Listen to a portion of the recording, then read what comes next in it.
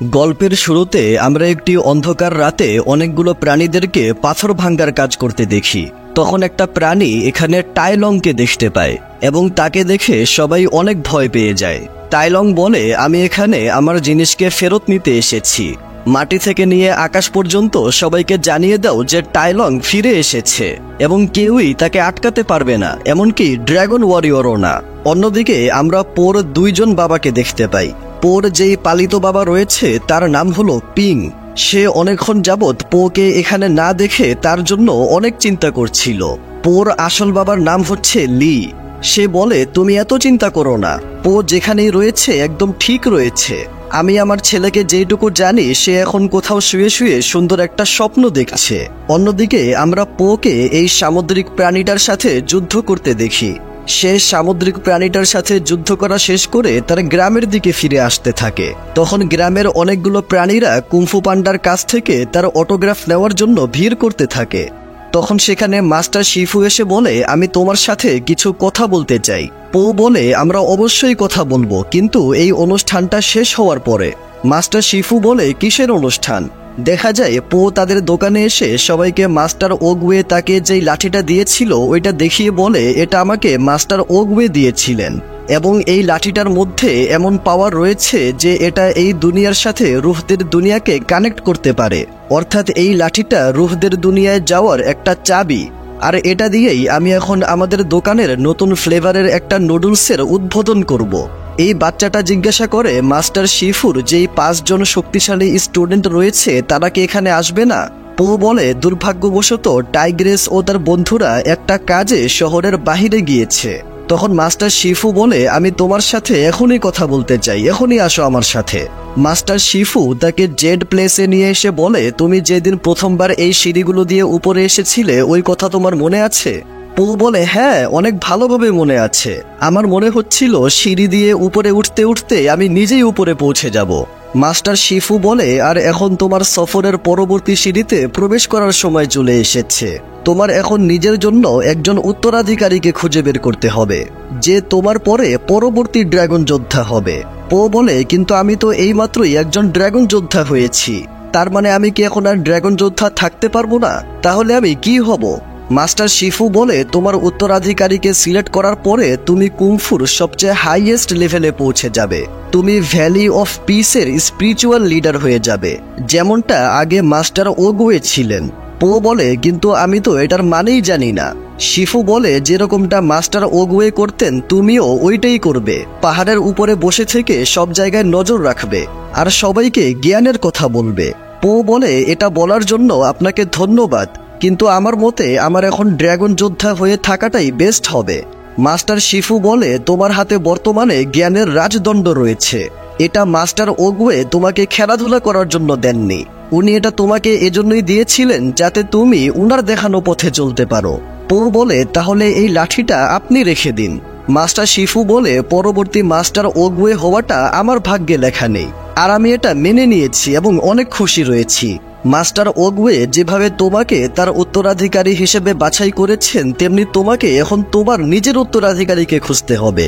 পো বলে, এখন আমি ড্রাগন যোদ্ধা হিসেবে অনেকটা দূর এগিয়ে গিয়েছি, আর এখন আপনি আমার কাছ থেকে এটা কেড়ে নিতে চাচ্ছেন। মাস্টার শিফু বলে, কেউই তোমার কাছ থেকে কিছুই কেড়ে নিচ্ছে না। তুমি যাই হয়ে যাও না কেন, তুমি এখন যা আছো ভবিষ্যতেও তাই থাকবে। পো বলে, তাহলে আমি যেই শত্রুদের সাথে এত সুন্দরভাবে লড়াই করি এগুলোর কি হবে? আমি আপনাকে কষ্ট দিতে চাই না, কিন্তু আমি এইসব জ্ঞানের কথা বলা নিয়ে কিচ্ছু জানি না। আমি শুধু লড়াই করতে জানি, আর এটা ছাড়া আমার তো কারণ নামই ঠিক মতো মনে থাকে না। তাই প্লিজ আমি এখন যা আছি আমাকে এটাই থাকতে দিন। মাস্টার শিফু বলে, এই ভ্যালিতে এখন একজন স্পিরিচুয়াল লিডারের প্রয়োজন, আর মাস্টার ওগওয়ে তোমাকে চুজ করেছেন। তুমি আগামীকালকেই নতুন একজন ড্রাগন যোদ্ধাকে সিলেক্ট করবে। পরের দিন সকালে 4-5 জন যোদ্ধা ড্রাগন যোদ্ধা হওয়ার জন্য ইন্টারভিউ দিতে আসে। তাদের প্রত্যেকেরই কুংফু স্কিল দেখানো শেষ হলে মাস্টার শিফু উঠে দাঁড়িয়ে সবাইকে বলে, এখন মাস্টার পো নতুন একজন ড্রাগন যোদ্ধাকে সিলেক্ট করবেন। কিন্তু পো এখানে কাউকেই সিলেক্ট করতে পারে না। তারপর শিফু তাকে বলে, তোমার ভালো লাগুক বা না লাগুক, তোমাকে এখন তোমার একটা উত্তরাধিকারী খুঁজতেই হবে। যখন যেটা হবার তখন ঠিক সময় মতো সেটা হয়ে যাবে। আমি যখন কোনো কিছু বুঝি না তখন আমি এখানে এসে ব্রহ্মাণ্ডের কাছে আমার প্রশ্নের জবাব খুঁজি, এবং মাস্টার ওগুয়েও এই কাজটাই করতেন। পো বলে, আমি কোনো কিছু নিয়ে কনফিউজড না, আমি আসলে আমার পরবর্তী ধাপের জন্য তৈরি নই। শিফু বলে, তুমি এখানে বসে মেডিটেশন করো, আশা করি তুমি তোমার উত্তর পেয়ে যাবে। এটা বলে সে চলে যায়। পো অনেকক্ষণ চেষ্টা করার পরেও মেডিটেশন করতে পারছিল না। তার শুধু বিভিন্ন রকম খাবারের কথা মনে পড়ছিল, এবং পোর মনের ভিতরের কণ্ঠস্বর তাকে আরো অনেক কিছু বলতে থাকে। পো এগুলো দেখে বিরক্ত হয়ে যখন উঠে দাঁড়ায় তখন এখান থেকে একজনকে ভিতরে প্রবেশ করতে দেখে। পো ভিতরে এসে ওই চোরটাকে খোঁজার চেষ্টা করে, কিন্তু চোরটা অনেক বেশি শেয়ানা, সেজন্য পো তাকে খুঁজেই পাচ্ছিল না। তারপর ফাইনালি পো এই মূর্তিটার চোখের দিকে তাকিয়ে ওই চোরটাকে খুঁজে পায়। পো আর ওই শিয়ালের সাথে একটা যুদ্ধ শুরু হয়ে যায়।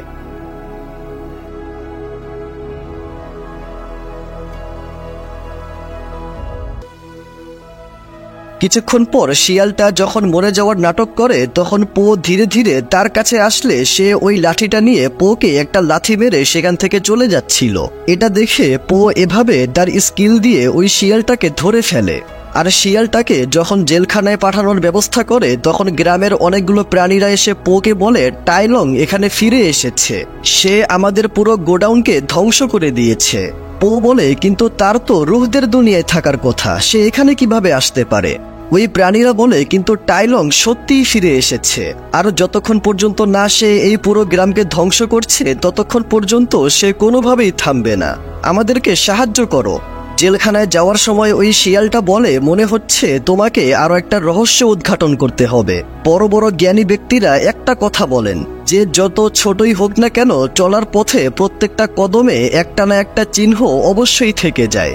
এটা শুনে পো সেখানে আসে যেখানে একটু আগে টাইলং আক্রমণ করেছিল, এবং সেখানে পায়ের ছাপ দেখতে পায়। যেই পায়ের ছাপগুলো প্রথম দিক দিয়ে টাইলং এর পায়ের ছাপের মতো ছিল, কিন্তু ধীরে ধীরে সামনে এগোলে এই পায়ের চিহ্নগুলো অনেকটা ছোট একটা প্রাণীর পায়ের ছাপের মতো হয়ে যায়। এটা দেখে পো কিছু একটা অনুমান করে জেলখানায় ওই শিয়ালটার কাছে চলে আসে আর বলে, তুমি কিছু তো একটা অবশ্যই জানো, বলো আমাকে।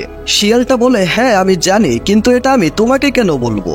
পো বলে, তুমি আমাকে বললে এটা ভেবে আমি একটু আনন্দ পাবো যে তুমি কিছু একটা ভালো কাজ করেছিলে, এটা কোনো মজার বিষয় না। টাইলং এখানে স্বাধীন হয়ে ঘুরে বেড়াচ্ছে, আমাকে তাকে আটকাতে হবে। শিয়ালটা বলে, সম্ভবত তুমি যাকে দেখেছো সে হয়তো টাইলং নয়। পো বলে, এটার মানে তুমি কি বলতে চাচ্ছ? শিয়ালটা বলে, আমি বলতে চাচ্ছি ক্যামেলিয়ানের কথা। সে তার জাদু শক্তি দিয়ে যে কোনো রূপে বা যে কোনো আকারে নিজেকে পরিবর্তন করতে পারে। সে ধোঁকা দিতে একদম এক নম্বর, আর মিথ্যা কথা বলতে তার প্রতিযোগিতা কেউই করতে পারে না। পো একটু অবাক হয়ে বলে, এইটা আবার কে? শিয়ালটা বলে, সে এরকম একজন শক্তিশালী জাদুকর যে নিজেকে যে কোনো রূপে পরিবর্তন করতে পারে। পো বলে, তার মানে সে নিজেকে টাইলং এ পরিবর্তন করে এগুলো করেছে, কিন্তু এগুলো করে তার লাভ কি? শিয়াল বলে, এই প্রশ্নের উত্তর তোমাকে শুধু সেই দিতে পারবে। পো বলে, কিন্তু এই ক্যামেলিয়ানকে আমি পাবো কোথায়? শিয়াল বলে, সে কোনো সাধারণ কেউ না যে তাকে এত সহজে খুঁজে পাওয়া যাবে, তাকে একমাত্র সেই খুঁজে বের করতে পারবে যে তার বিষয়ে সবকিছু জানে। পো বলে, কিন্তু যে ক্যামেলিয়ানের বিষয়ে সবকিছু জানে এরকম কাউকে আমি কোথায় খুঁজে পাবো? শিয়াল বলে, ধুর, তুমি এটাও বুঝতে পারছো না, ওইটা হইলাম আমি নিজে, আমি ক্যামেলিয়ানের বিষয়ে সবকিছু জানি। পো বলে, থাক ভাই, আমি নিজেই খুঁজে বের করব। শিয়াল বলে, গুড লাক, কিন্তু এরকম কাউকে খুঁজে বের করাটা অনেক কঠিন যে যে কারোর মতোই দেখতে পারে, আর যে যে কোনো জায়গায় থাকতে পারে। পো বলে, ঠিক আছে, তুমি আমাকে ক্যামেলিয়ানকে খুঁজে বের করতে সাহায্য করো, আর আমি চেষ্টা করে দেখি তোমার শাস্তি কতটা কমানো যায়। তখন সেখানে শিফু এসে বলে, তুমি এগুলো কি পাগলামি করছো? পো বলে, অনেক ভয়ানক একটা জাদুকর এখানে আশেপাশে স্বাধীনভাবে ঘুরে বেড়াচ্ছে, আমার তাকে ধরতে হবে। শিফু বলে, কিন্তু এটা তোমার কাজ না। পো বলে, কাউকে না কাউকে তো এটা করতেই হবে, তাই না? শিফু বলে, আমি জানি তোমার জন্য পরিবর্তন হওয়াটা অনেক কঠিন, আর তোমার ড্রাগন যোদ্ধা হয়ে থাকতেই ভালো লাগে, কিন্তু তোমার এখন প্রধান কাজ হলো নিজের জন্য একটা উত্তরাধিকারীকে খুঁজে বের করা। পো শিফুর কোনো কথা না শুনে ওই শিয়ালটাকে নিয়ে জেলখানার বাহিরে চলে আসে। শিফু বলে, তুমি এভাবে যেতে পারো না। পো বলে, আপনি চিন্তা করবেন না, আমি একে নিয়ে এখনই যাব আর এখনই চলে আসব। এটা আপনি আমার ড্রাগন যোদ্ধা হওয়ার শেষ একটা মিশন মনে করেন, আমি খুব শীঘ্রই চলে আসব। পো ওই শিয়ালটার সাথে ধীরে ধীরে অনেক সুন্দর একটা জঙ্গল দিয়ে সামনের দিকে এগিয়ে যাচ্ছিল।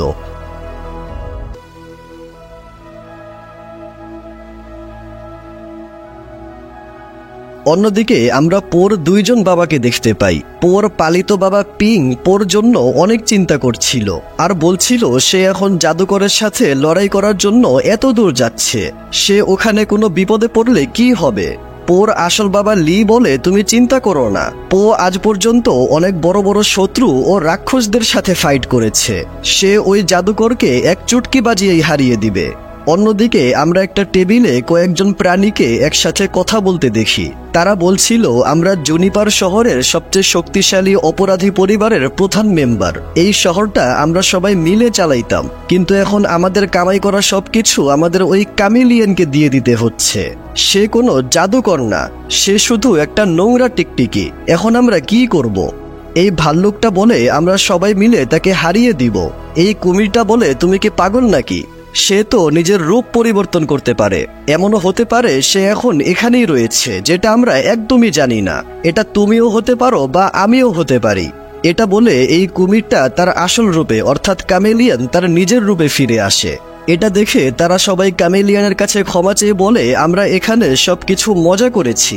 কামেলিয়ান বলে, হ্যাঁ, তোমরা কিভাবে কি বলেছো এটা আমি ভালোভাবেই জানি, এখন তোমাদের আমাকে আরো একটা কিছু দিতে হবে।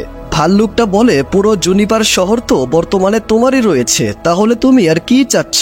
কামেলিয়ান বলে, আমি অনেক স্পেশাল কিছু একটা পরিকল্পনা করেছি, যেটা বাস্তবায়ন হবে চন্দ্রগ্রহণের রাতে। তারা বলে, কিন্তু চন্দ্রগ্রহণে তো আর মাত্র 2 দিন বাকি আছে। কামেলিয়ান বলে, হ্যাঁ, সময় খুবই কম আর কাজ অনেক বেশি, সেজন্য তোমাদেরকে এখন দ্বিগুণ পরিশ্রম করতে হবে। এই ভাল্লুকটা হঠাৎ উত্তেজিত হয়ে বলে, আমরা তোমার জন্য এত কিছু করব না। পরে যখন ভাল্লুকের হুঁশ ফিরে আসে তখন সে বলে, আমি ওটা ভুল করে বলেছি, আমাকে ক্ষমা করে দাও।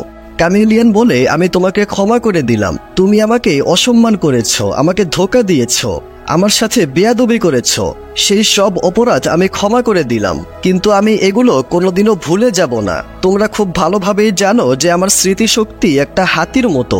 এটা বলে সে নিজেকে ভয়ানক একটা হাতিতে রূপান্তর করে ফেলে আর বলে, তোমার যদি মনে হয় আমি তোমাদের উপর অত্যাচার করছি, তাহলে তুমি জেনে রাখো, তোমরা ভাবতেও পারবে না যে আমি তোমাদেরকে কতটা খারাপ অবস্থানে নিয়ে যেতে পারি।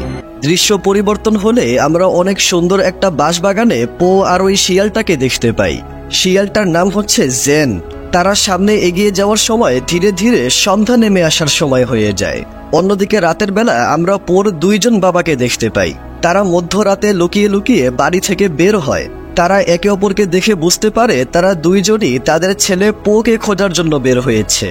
লি বলে, আমরা পান্ডারা সবসময় একদম রিল্যাক্স মুডে থাকি, মানে বেশি একটা টেনশন নেই না, কিন্তু সত্যি বলতে পোর কথা চিন্তা করে আমার মাথা পাগল হয়ে যাচ্ছে। তারা 2জনই পোকে নিয়ে অনেক ওভার থিঙ্কিং করতে থাকে, যে সে ওই ডাইনির সাথে কিভাবে যুদ্ধ করবে, ডাইনি তাকে আটকে ফেললে সে কিভাবে বের হবে। যাই হোক, পিং বলে, আমি জানি যে পো এখন অনেক শক্তিশালী একটা শত্রু পেয়েছে, কিন্তু তার শত্রু কামেলিয়ানের কাছে ওই জিনিসটা নেই যেটা পোর কাছে রয়েছে, সেটা হচ্ছে আমরা সবাই। চলো আমরা আমাদের ছেলেকে খোঁজার অভিযানে বের হই। অন্যদিকে পো আর শিয়ালটা জুনিপার নামক একটা শহরের সামনে নদীর এই পারে চলে আসে। শিয়ালটা বলে, আমাদেরকে নৌকায় করে নদী পার হতে হবে। তারা 2জন এখানে একটা গুন্ডাদের আড্ডায় আসে। শিয়ালটা এখানে এসে সবার সাথে জুয়া খেলতে শুরু করে আর কয়েক সেকেন্ডের মধ্যেই অনেক টাকা জিতে ফেলে। আর পো এখানে এসে এই পাখিটার সাথে নৌকায় করে নদীর ওই পারে নিয়ে যাওয়ার কথা বলে। পাখিটা বলে, আমি ডাবল টাকা নিব। এই কথায় পো রাজি হয়ে যায় এবং ডিল ডান করে ফেলে। অন্যদিকে শিয়াল টাকা জিতে যখন পেট ভরে খাবার খাচ্ছিল তখন পো এসে বলে, তুমি এতগুলো খাবার কোথায় পেলে? শিয়াল বলে, এই সব কিছু আমি একা জিতেছি, কোনো রকম চিটিং না করে। পো যখন তাকে হালকা একটা ধাক্কা মারে তখন তার লেজ থেকে অনেকগুলো গুটি নাকি এগুলো বের হয়ে যায়। এটা দেখে সবাই বুঝতে পারে যে শিয়ালটা বাটপারি করে টাকা লুটে নিয়েছে। তারা সবাই রাগান্বিত হয়ে শিয়াল আর পোর উপর আক্রমণ করে। এখানে একটা ফাইট শুরু হয়।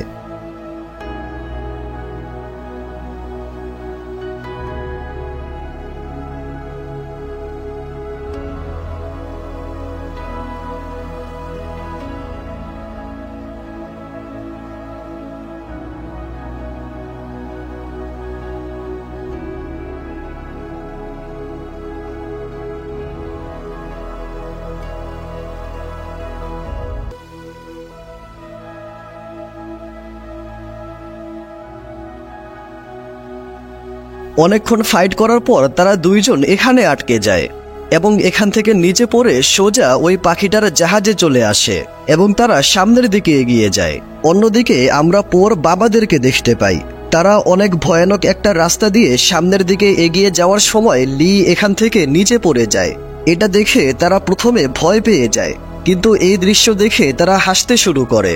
অন্যদিকে যখন ভোর হয়ে যায় তখন তাদের নৌকাটা জুনিপার শহরের অনেক কাছে পৌঁছে যায়। জেন বলে, অনেকদিন পর বাড়িতে পৌঁছে অনেক ভালো লাগছে। পো বলে, তোমার পরিবার কি ওখানেই থাকে? জেন বলে, যদি আমার পরিবার থাকতো তাহলে এখানেই থাকতো। এত বড় একটা শহরে ছোট্ট একটা শিয়ালের একা জীবনযাপন করাটা এতটাও সহজ ছিল না।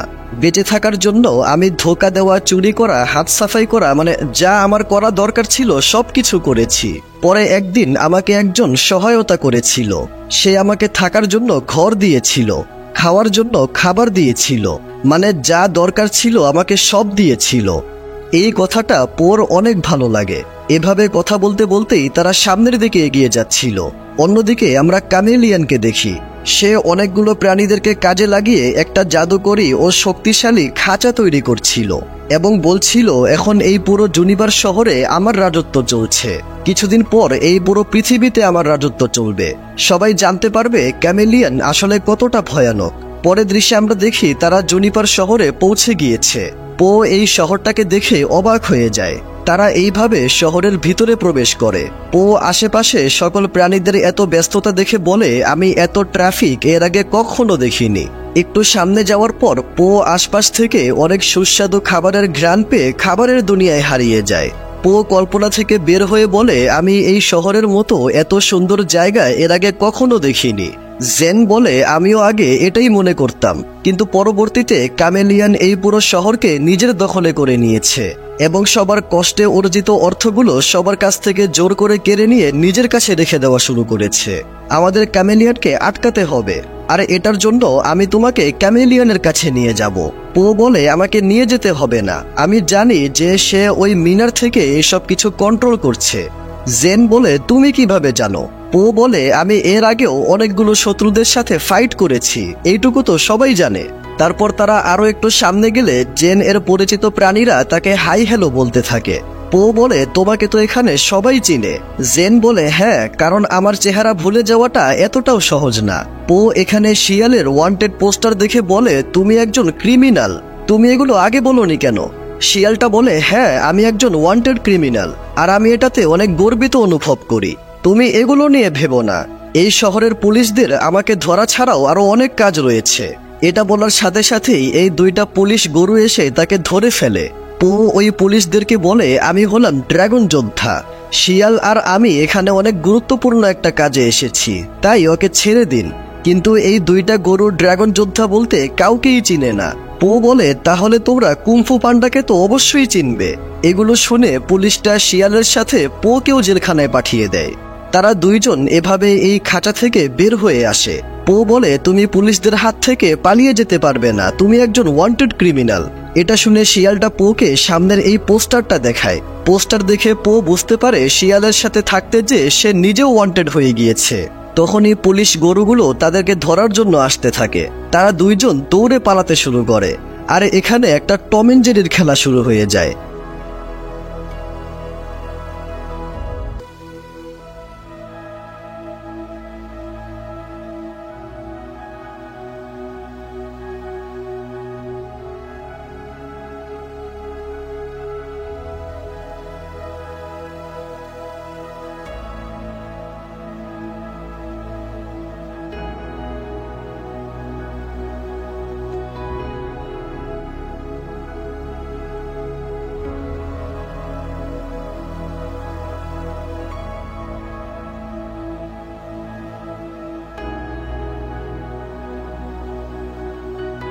অনেকক্ষণ দৌড়াদৌড়ি করার পর তারা এখানে একটা সিক্রেট রাস্তা দিয়ে এই জায়গায় চলে আসে। পো বলে, এটা কোন জায়গা? জেন বলে, এখানে এই শহরের সবচেয়ে ভয়ানক যারা ক্রিমিনাল রয়েছে তারা বসবাস করে।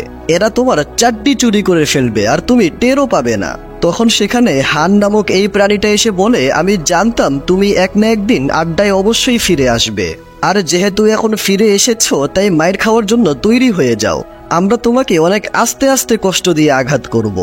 জেন বলে, এটা করলে তোমরা অনেক বড় একটা ভুল করবে, কারণ তোমরা আমাকে কিছু করার কথা চিন্তা করলে তোমাদেরকে সরাসরি একজন ড্রাগন যোদ্ধাকে জবাব দিতে হবে, কিন্তু এখানে কেউই ড্রাগন যোদ্ধা বলতে কাউকেই চিনে না। পো হতাশ হয়ে বলে, ধুর, এরা কেউ জানেই না যে আমি একটা অ্যাকশন হিরো। যাই হোক, তারা যখন মারামারি করার জন্য এগিয়ে যায় তখন পোয়ের ভিতর থেকে মাস্টার শিফু এসে বলে, মনে রেখো, শুধু মারামারি করেই শান্তি আনা যায় না, শান্তি আনার আরো অনেক উপায় রয়েছে। পো বলে, হ্যাঁ, এখানে তো শুধু আপনারই কমতি ছিল। শিফু বলে, আমি তোমার কর্মকাণ্ডে অনেক হতাশ হয়েছি, তাই আমি তোমাকে বলবো যুদ্ধ না করে অন্য একটা উপায়ে শান্তি আনার চেষ্টা করো। তখন পো এই প্রাণীগুলোকে বলে, তোমরা যদি এখন হিংসা অথবা মারামারি করো তাহলে পরবর্তীতে আরো হিংসা করতে হবে, আরো মারামারি করতে হবে। এটা শুনে এই গাধাগুলা বলে, তার মানে তুমি বলতে চাচ্ছ আমরা যদি এখন জেনকে কিছু না বলি তাহলে পরবর্তীতে তাকে আরো বেশি করে ধোলাই করতে পারবো, তাই না?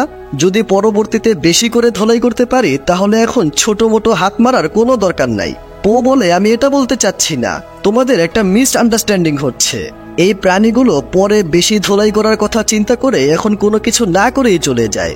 তারপর জেন হানকে বলে, আমি জানি আমাদের মাঝে একটা ঝামেলা হয়েছে, কিন্তু বর্তমানে আমার অবস্থা খুবই খারাপ, আমার তোমার সাহায্যের প্রয়োজন। যতক্ষণ পর্যন্ত মামলা ঠান্ডা না হচ্ছে ততক্ষণ পর্যন্ত আমাদেরকে লুকানোর জন্য একটা জায়গার প্রয়োজন। হান বলে, কিন্তু আমি তোমাকে সাহায্য কেন করব?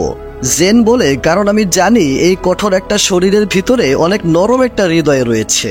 হান বলে, ঠিক আছে, তোমরা শুধু আজকের রাতটা এখানে থাকতে পারবে, কিন্তু তোমরা যদি আগামীকাল সকালের মধ্যে এখান থেকে না যাও তাহলে আমি নিজে ওই পুলিশদেরকে ডাকবো। এটা বলে সে চলে যায়।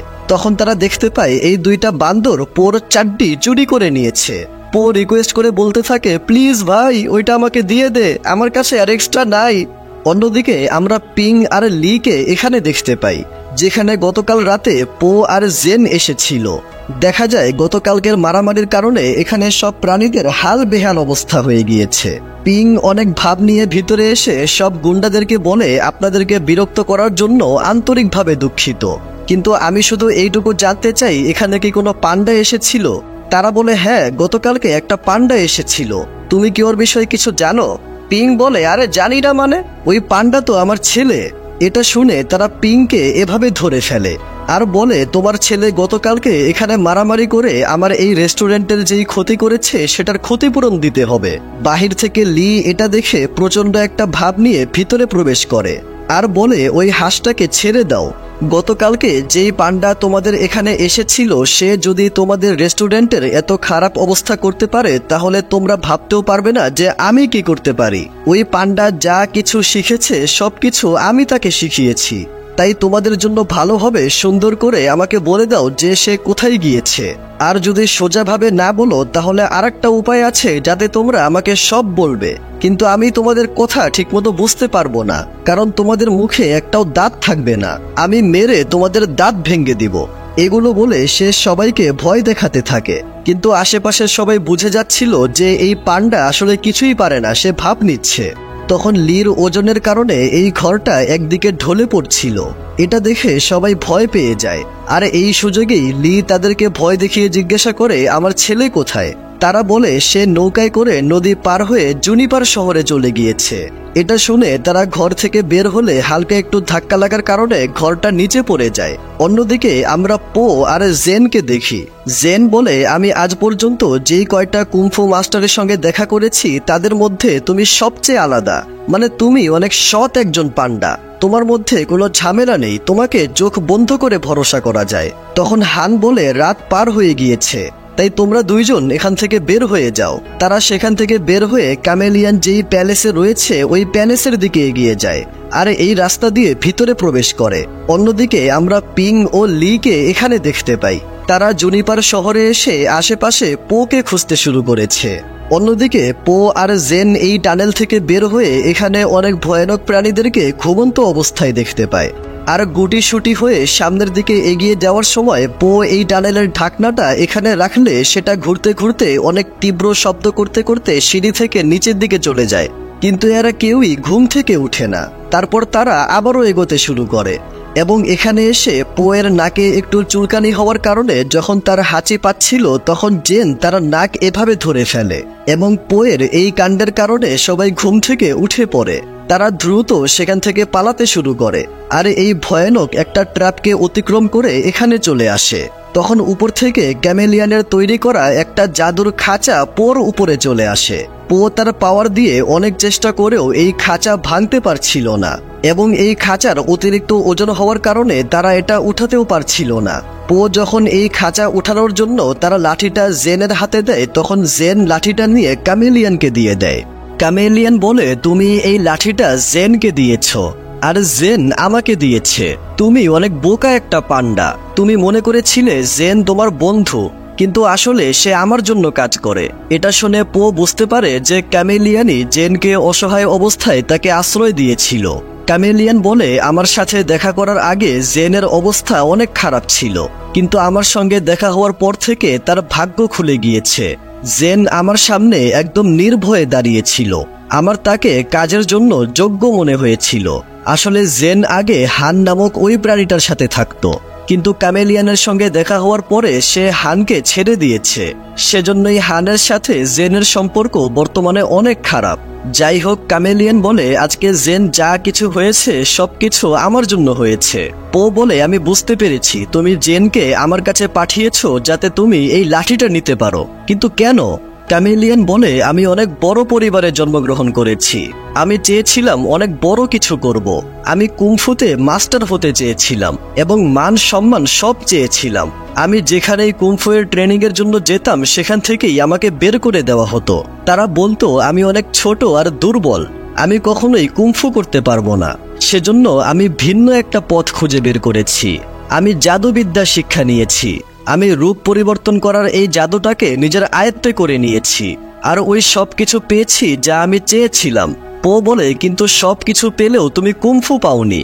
ক্যামেলিয়ান বলে, এজন্যই আমি এই লাঠিটা নিয়েছি, কারণ সবাই কুংফু নিজের শরীর দিয়ে করলেও কুংফুর আসল স্কিল লুকিয়ে থাকে রুহের ভিতরে। আমি এই লাঠি দিয়ে রুহের দুনিয়ার দরজা খুলে টাইলং এবং ওই সমস্ত কুংফু মাস্টারের কুংফুকে চুরি করে নেব। তারপর থেকে আমাকে আর কেউ দুর্বল ভাবার ভুল করবে না। এগুলো শুনে পো অনেক চেষ্টা করেও ওই খাঁচা ভাঙতে পারে না। ক্যামেলিয়ান বলে, চেষ্টা করে কোনো লাভ নেই। ওই লোহার খাঁচার ভিতরে অনেক প্রাচীন ও শক্তিশালী জাদু শক্তি রয়েছে। এই খাঁচাগুলো ভাঙতে হলে তোমাকে আরো 10টা ড্রাগন যোদ্ধার শক্তির প্রয়োজন। এটা শুনে পো বলে, আমি খাঁচা ভাঙতে না পারলে মাটি ভেঙে বের হব। পো মাটি ভেঙে নিচে চলে আসে এবং আশেপাশের এই প্রাণীদের সাথে ফাইট করতে শুরু করে।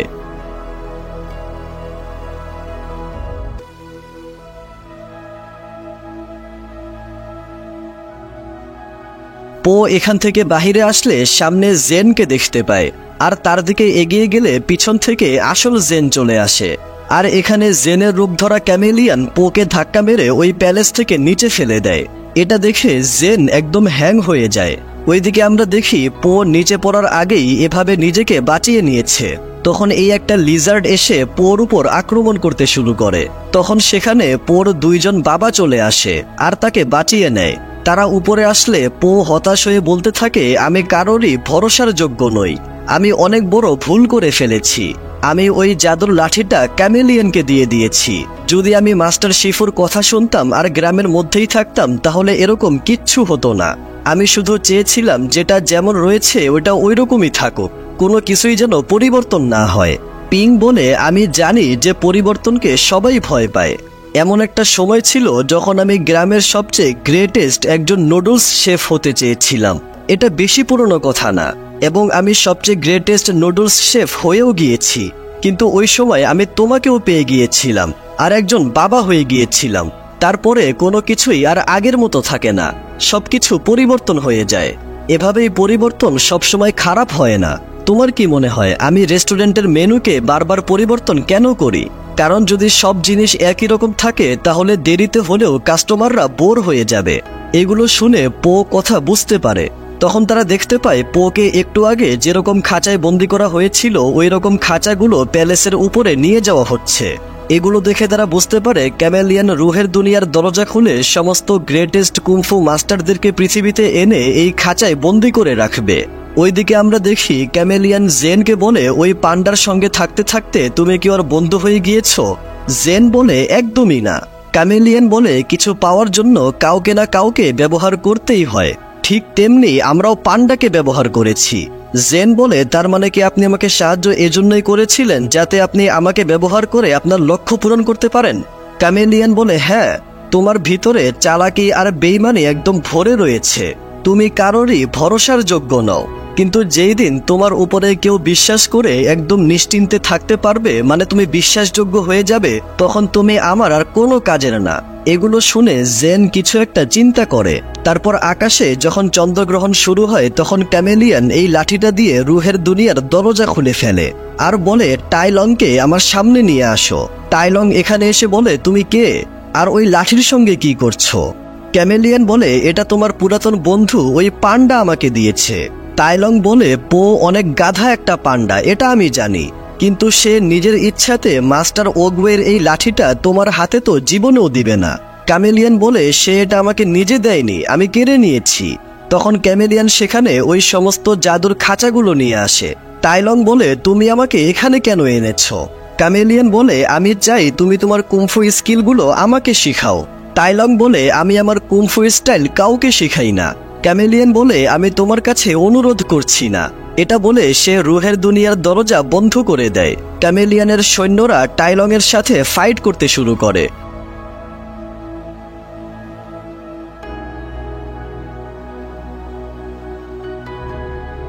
আর ক্যামেলিয়ান চালাকি করে টাইলংয়ের সমস্ত কুমফু এভাবে নিজের ভিতরে নিয়ে নেয় আর টাইলংকে এই খাঁচায় বন্দি করে দেয় এবং রুহের দুনিয়ার দরজা আবারও খুলে সব গ্রেটেস্ট কুমফু মাস্টারদেরকে এই পৃথিবীতে এনে তাদের কুমফু চুরি করতে শুরু করে।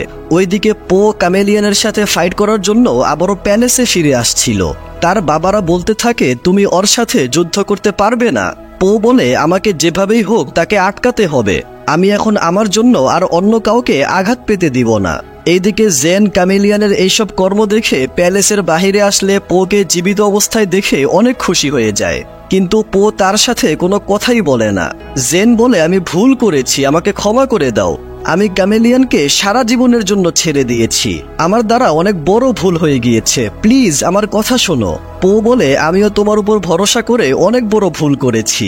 জেন পোকে আটকানোর চেষ্টা করে। পো বলে, আমার রাস্তা থেকে দূরে সরে যাও। জেন পোর উপর আক্রমণ করতে শুরু করে। পো বলে, তুমি এগুলো কেন করছো? জেন বলে, যাতে আমি তোমাকে মৃত্যুর হাত থেকে বাঁচাতে পারি। পো বলে, আমি বাঁচি না মরি এতে তোমার কি যায় আসে? এটা বলে পো যখন চলে যাচ্ছিল তখন জেন তাকে জড়িয়ে ধরে আর বলে, প্লিজ আমাদের সম্পর্কটা আমাকে ঠিক করতে দাও। এটা দেখে পো একটু খুশি হয়। জেন বলে, এমন কি কোনো কথা রয়েছে যেটা আমি তোমাকে বললে তুমি এখানে থেমে যাবে? পো বলে, এরকম কোনো কথাই নেই। জেন বলে, তুমি জানো তুমি ওকে হারাতে পারবে না। পো বলে, প্রবাবলি তুমি ঠিক বলছো, কিন্তু আমাকে চেষ্টা করতেই হবে। এই জায়গা থেকে যতটা দূরে যাওয়া সম্ভব তুমি চলে যাও। এটা বলে পো ভিতরে চলে যায়। পোর বাবারা বলে, আমাদের ওকে এখানে আসতে দেওয়াই উচিত হয়নি, আমরা অনেক খারাপ বাবা, আমাদের কিছু একটা করতেই হবে, আমরা পোকে এভাবে একা ছাড়তে পারি না, কিন্তু আমরা কি করব? ক্যামেলিয়ানের এত বড় সৈন্যদলের সাথে আমরা তিনজন কোনোভাবেই যুদ্ধ করতে পারবো না। জেন বলে, তাহলে আমাদের নিজের একটা দল গঠন করতে হবে।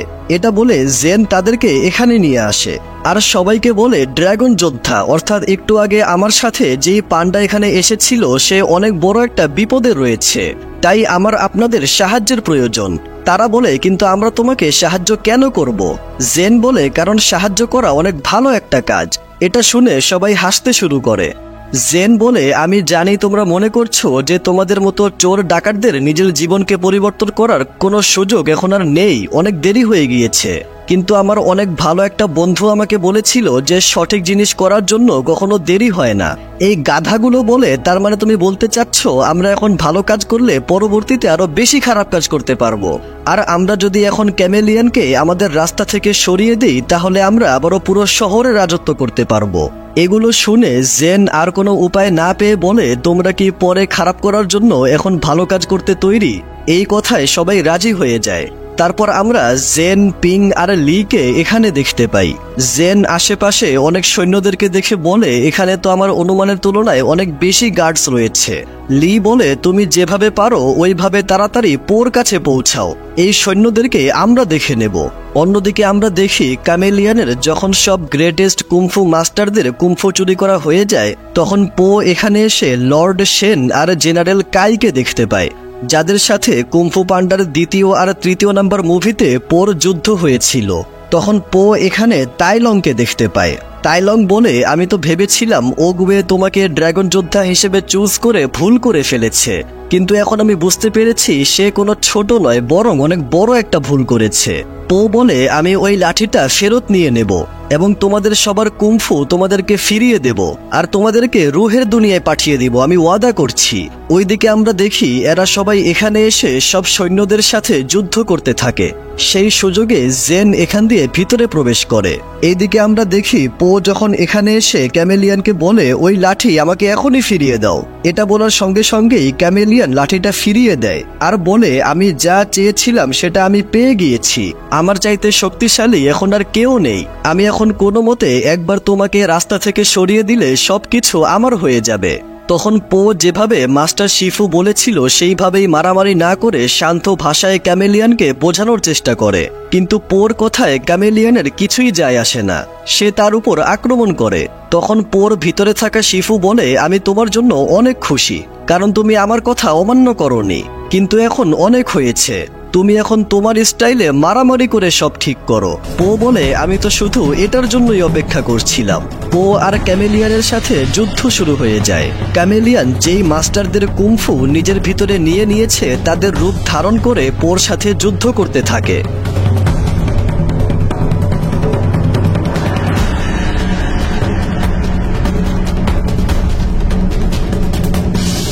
তখন সেখানে জেন চলে আসে আর ক্যামেলিয়ানের উপর একটা খাঁচা ফেলে দেয়। এটা দেখে ক্যামেলিয়ান উঠে যতগুলো মাস্টারের কুমফু সে নিজের ভিতরে নিয়ে নিয়েছে তাদের সবার রূপ একসাথে করে একটা দানবের আকার ধারণ করে এবং এই মুভির সবচেয়ে ভয়ানক যুদ্ধ শুরু হয়ে যায়।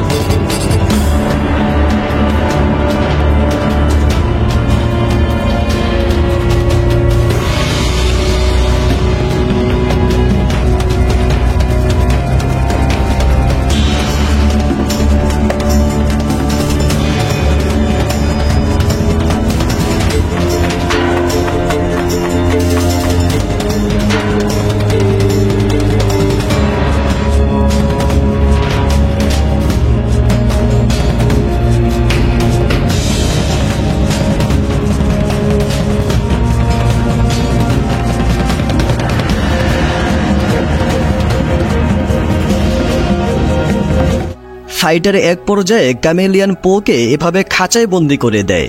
পো জেনকে বলে, এখন তোমাকেই ক্যামেলিয়ানের সাথে যুদ্ধ করতে হবে। জেন বলে, আমি তাকে কোনোভাবেই হারাতে পারবো না। পো বলে, একটা বুইড়া কচ্ছপ একবার বলেছিল তুমি একটা কাজ করতে পারবে কিনা সেটা শুরু না করা পর্যন্ত তুমি কিভাবে বুঝবে, তোমাকে এটা করতেই হবে, নিজের উপর বিশ্বাস রাখো। এটা শুনে জেন সাহস করে ক্যামেলিয়ানের সাথে ফাইটের জন্য এগিয়ে যায়। জেন পোর এই জাদুর লাঠিটা দিয়ে ক্যামেলিয়ানের উপর একটা স্পেশাল অ্যাটাক করে, যার কারণে ক্যামেলিয়ান একটু দুর্বল হয়ে যায়। তখন জেন দেখতে পায় পো একা একাই ওই খাঁচা থেকে বের হয়ে গিয়েছে। জেন বলে, তাহলে তুমি আমাকে যুদ্ধ করতে বললে কেন? পো বলে, আমি এটা চালাকি করেছি, যতক্ষণ পর্যন্ত একটা বীজ তুমি মাটিতে রোপণ না করবে ততক্ষণ পর্যন্ত সেটা গাছ কিভাবে হবে। তখন ক্যামেলিয়ান উঠে আবারও আক্রমণের জন্য আসতে থাকে, আর এইবার পো তার অস্ত্র দিয়ে ফাইনাল অ্যাটাক করে সব খেলা শেষ করে দেয়। সবার কুংফু স্কিল আবারও সবার কাছে ফিরে যায়। তারা সবাই পোর সামনে চলে আসে। টাইলং বলে, আমার মনে হয় ওগুয়ে তোমাকে ড্রাগন যোদ্ধা বানিয়ে একদম ঠিক করেছে, আমি তোমাকে যতটা বলদ ভেবেছিলাম তুমি অতটাও অকর্মা না। তারা সবাই পোকে এভাবে সম্মান জানায়। পো এভাবে রুহের দুনিয়ার দরজা খুলে তাদেরকে রুহের দুনিয়ায় পাঠিয়ে দেয়। এবং তাইলং যাওয়ার সময় ক্যামেলিয়ানকেও তার সাথে নিয়ে যায় এবং যাওয়ার সময় তাইলং পোকে একজন ড্রাগন যোদ্ধা বলে সম্বোধন করে বলে তোমার সাথে দ্বিতীয় দুনিয়ায় দেখা হবে। এই সব কিছু ঠিক হওয়ার পর তারা আবারও গ্রামে ফিরে আসে আর পো নিজের উত্তরাধিকারী হিসেবে জেনকেই বাছাই করে নেয়। শিফু বলে এত শক্তিশালী যোদ্ধারা থাকতে তুমি এই শিয়ালটাকে কেন বাছাই করলে? পো বলে সঠিক সময় হলে সবকিছু একা একাই ঠিক হয়ে যায়। শিফু চলে গেলে পো জেনকে বলে তুমি চিন্তা করো না, মাস্টার শিফু এটা মেনে নিবে। জেন বলে উনি তো ঠিকই বলেছেন, আমার মধ্যে এমন কি আছে যাতে আমি ড্রাগন যোদ্ধা হব? পো বলে যখন আমি ড্রাগন যোদ্ধা হয়েছিলাম তখন আমার ভিতরেও কোনো কোয়ালিটি ছিল না। আমি আমার বাবার রেস্টুরেন্টে কাজ করে একটা জিনিস বুঝতে পেরেছি, সেটা হলো মাঝে মাঝে সবচেয়ে মজার খাবারগুলো সবচেয়ে আজব জিনিসগুলো দিয়েই তৈরি হয়। জেন বলে তুমি এখন জ্ঞানের কথা বলতে শিখে গিয়েছো, তার মানে তুমি এখন একজন স্পিরিচুয়াল লিডার হওয়ার জন্য পুরোপুরি তৈরি। পো বলে হ্যাঁ, আর এখন আমার ছন্দ বানাতেও অনেক ভালো লাগে। পো জ্ঞানের কথাগুলো কবিতা আকারে সাজিয়ে জেনকে শোনাতে থাকে। পরের দৃশ্যে আমরা দেখি টাইগ্রেস ও তার বন্ধুরা জেনকে ড্রাগন যোদ্ধা বানানোর ট্রেনিং দিতে শুরু করেছে আর মাস্টার শিফু জেনকে ড্রাগন যোদ্ধা হিসেবে গ্রহণ করে নিয়েছে। আর একসময় জেনের ট্রেনিং সম্পূর্ণ হয়ে সে ড্রাগন যোদ্ধা হয়ে যায়। আর এটার সাথে কুংফু পান্ডার জার্নির এই গল্পটা এখানেই শেষ হয়।